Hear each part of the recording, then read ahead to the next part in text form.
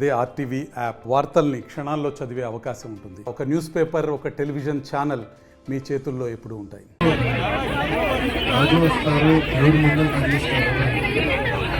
రాజుని కాదు సార్, ప్రజలకి సేవకుడిని, ప్రజలకు సేవ చేస్తే పరమాత్ముడికి సేవ చేసినటువంటి మా తాతగారి దగ్గర నుంచి తండ్రి గారి వరకు, అమ్మగారి వరకు నాకు నేర్పించారు.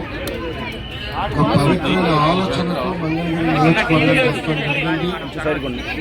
ప్రజలకి సేవ చేసడం జరిగింది.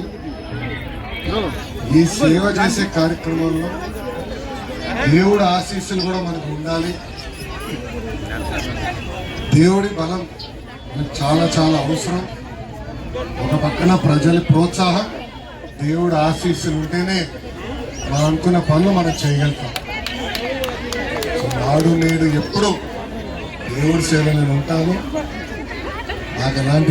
దాంట్లో మీకు ఎలాంటి సందేహం అవసరం లేదు. చంద్రబాబు నాయుడు గారు కూడా ఎప్పుడు అంటారు, దేవుడి ఆశీస్సులు ప్రజలకు ఉండాలి, పాలకులకు ఉండాలి. ప్రజలందరూ మమ్మల్ని గెలిపించింది వాళ్ళకి మెరుగైన సేవ చేసేదానికి.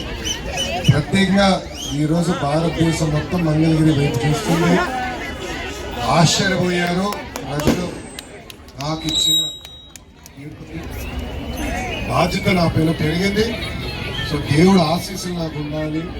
ఈ బాధ్యత నేను ముందుకు తీసుకెళ్ళాలి. ఇచ్చిన ప్రతి హామీ నిలబెట్టుకోవాలి లక్ష్యంతో దేవుడు ఆశీస్సులతో నేను అందరికీ పనిచేస్తాను.